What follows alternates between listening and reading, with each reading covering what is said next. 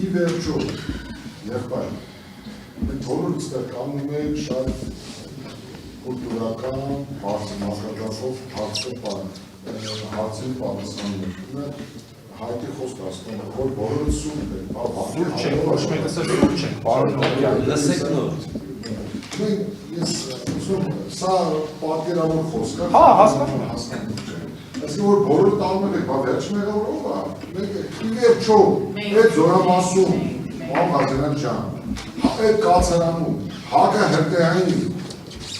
այդ հավաքարկի պատասխանատու ով է եղել պաշտպան։ Ամենայն դեպս ես չեմ եղել պարոն։ Շատ լավ, դուք ծառայության պետք եք եղել, դուք չեք եղել, ով է եղել։ Տեսեք, Վաշտում առհասարակ բոլոր տեսակ նյութական միջոցների պահպանության համար պատասխանատու է Սորավարժանման հրամանատար։ Տվյալ դեպքում, եթե տվյալ դեպքում ԻՍՎ-ի հրամանատարը պատասխանատու նյութական միջոցների պահպանության եւ սարքի վիճակում պահելու համար, բայց ոչ հատկացման համար։ Տեսեք, պիտի հատկացնեն, որ իրանից այսօր պիտի էստան ինձ, որ հետո ինձանից պահանջեն սրա սարքին ու տեղում լնելու համար։ Իսկ ով պետք ասի, ես էդի չունեմ, տվեք։ Ադի ասելով չի, ես հենց այդ եմ ասում։ Դրա համար պաշտպանության նախարարը տվել է 015 հրաման, որ համաձայն 015 հրամանի կոնկրետ ֆիքսված է։ Ես իմ մասով եմ ասում։ Տեսեք, որպես ինժեներական ծառայության մեջ պետք ֆիքսված է, որ ինժեներական ծառայության պետք դու պետք է ստորաբաժանմանը հատկացնես, հրետանավոր ստորաբաժանման պետք է հատկացնես, օրինակ 25 քողարկման ցանց, անձնակազմի 30%-ին համապատասխան էս ինչ։ Ղազարյան, ես հասկանում եմ ինչ եք ասում, բայց դուք մարտական առաջադրանք եք կատարում, ձեր ականները ավարտվում են։ Ձեզ այդ պաշտպանության Ես որպես ծառայության պետ, բա իմ ասածը ինչ է, ես որ ուսումնասիրում եմ իմ ունեցվածքը, իմ ձեր 27 մատյանը, երբ որ ես ուսումնասիրում եմ, տենում եմ այնտեղ, որ ես, օրինակ ձեր ասած, այս ինչ տեսակի ականը իմ պրծել է, բայց իմ տարեկան պլանով ես էլ ունեմ 50,000 տեղադրելու գրություն եմ սարքում իմ վերադասին, խնդրում եմ, համաձայն իմ պլանի, ինձ կամ արտապլանային միջոցառում եմ ուզում իրականացնեմ, ինձ հատկացրեք այսքան։ Հիմա նույն այդ հաջորդականությամբ ԻՍՎ-ի հրամանատարը ինչ չպետք է զեկուցակիր գրի, որ գիտեք ինչ կա, ինձ անհրաժեշտ է ականապատում անելու համար, ոչ, ես եմ պարտավոր ստորաբաժանմանը հատկացնեմ ականները ու ասեմ ես ինչ տվյալ տեղամասում կատարեք ականապատման աշխատանք։ Իսկ այդ վերադաս հրամանատարի հատկացողը ամփոփ չի կատարում իր պարտականությունները, դուք պետք է ձեր տեղում ոչ մի բան չանեք, սպասեք։ Վերադասին դասելու գործողություն։ Նորմալ տիպային զորամասերում պարոն Նորիկը, այդ ամեն ինչը մի քիչ ուրիշ է, բայց տվյալ դեպքում մեր պարագայում ծանրաբեռնվածությունը այնքան շատ է եղել, որ սենց ասեմ, քիչ սրբելու ժամանակ մենք չենք ունեցել, էլի։ Հետ պատերազմական շրջան է եղել, 20 թվականի 44-րդ պատերազմից հետո հետ եք եկել մի զորամաս, մի տեղամաս, որտեղ, ինչ ասեմ, բնակից չկա, խրամատ չկա, զինվորի հիմար մնալու տեղ չկա, ոչ մի բան չկա, բայց դիմացը կա հակառակորդ։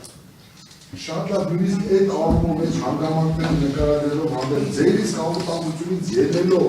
դուք չեք փորձել ձեր նվազալու են պահանջները բավարարելու միտված, շատ բաներ են արել, պարոն Նորիկ, շատ բաներ են արել։ Անձնակազմ, օրինակ, ամենահասարակը էլի, անձնակազմին ավտոների կուզովից բերել ենք կացարը, ամենահասարակ, ես եղել եմ Վաշտի անդրազի ծառայության պետը կարգադրությունը տվել, ասել եմ ես ինչ կոորդինատոր շրջան եմ, գնացել եմ բաց երկնքի տակ։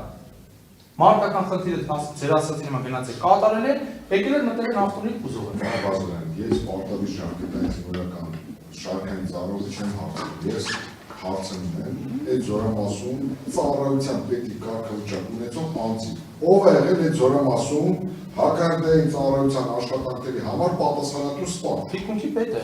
Թիկունքի պետը, կոնկրետ դրա դեպքում Որ Ավետյանը։ Շատ լավ։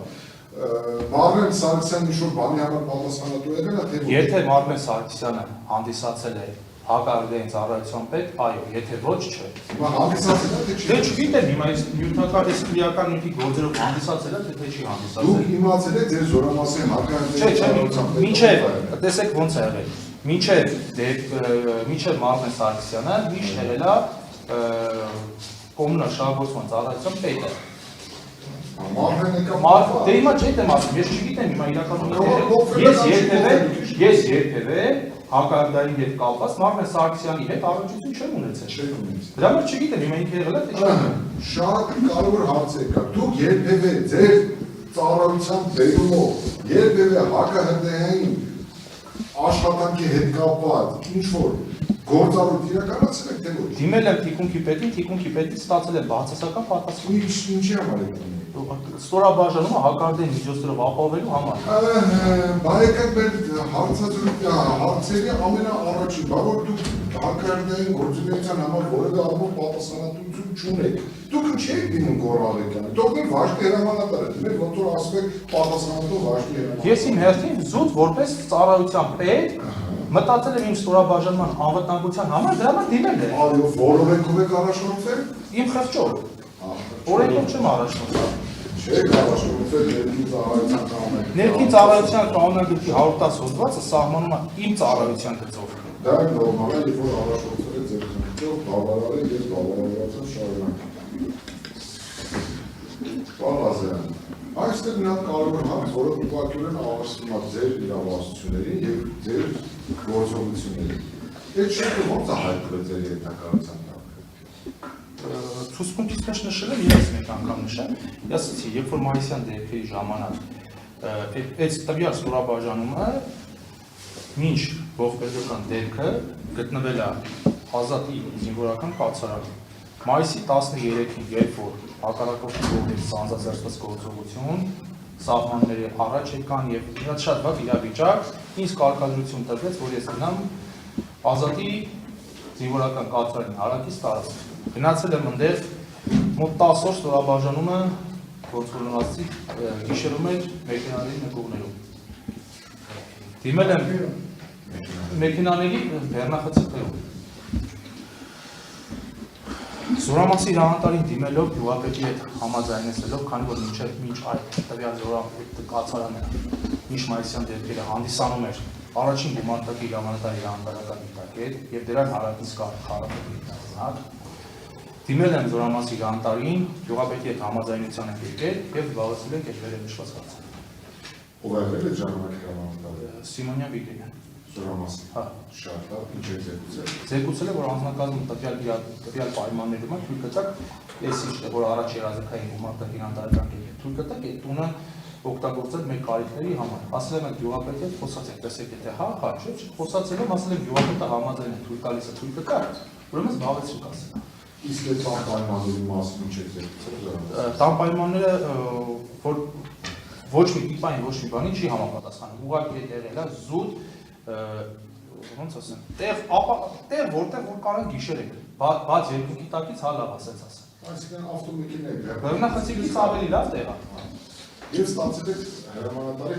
համաձայնություն։ Իսկ հրամանատարական կազմը, զորամասի հրամանատարությունի դեր շտաբը, առաջնային գծով տեղական, եկնել, տեսել եք, ուսումնասիրել են այդ կացարանը։ Եվ ասել են ներկայիս իրավիճակում նորմալ է, կարող ենք։ Դրանից հետո կամաց մենք փորձել ենք ինչ-որ մի ձև այդտեղ պայմաններ ստեղծենք, ասել եք մոդուլային տնակ ենք վերել, որը ծառայել է մեր համար որպես ճաշարան։ Կողքը բաղնիկ է կահավորվել, որտեղ զինվորները լողացել են։ Մի քիչ են կողմ փոսափորվել զուգարանի համար, որպես զուգարան, ասենց ասեմ, որպես զուգարան է զինվորների համար։ Ինչ-որ չափով զինվորների ու մեր ուժերով կահավորվել է բաղնիկը, ասենց ասեմ, զինվորների ծնողների ուժերով այդտեղ լվացքի մեքենա է դրվել։ Ու չգիտեմ, ռեմոնտ է արվել, ասենց ասեմ, բառան վերանորոգում է կատարվել այդտեղ։ Փորձել ենք մեր հարմարավետությունը տվյալ ստեղծված իրավիճակներում ապահովել։ Իսկ զորամասի հրամանատարությունը վերադասը գիտեք, թե այդ ձեր կողմից հարմարեցված կացարանում քանի հոգի անձնակազմում գիտեք, այսինքն միանշանակ գիտեք։ Պարոն Նորիկյան, մինչև գլխավոր շտաբի բարձրաստիճան սպայակազմ տվյալ կացարան եկել է։ Ով, ասեցի, այդ հարցով զբաղվող ամենաբարձր կոմունալ շահագործման ծառայության պետը, ով որ զբաղվում է վարչության պետը, ինժեներական վարչության պետը իր հետ մեկտեղ։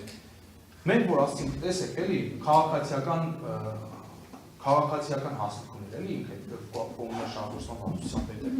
չեմ կդժվարանամ էլի հիմա ազգանունը հիշել,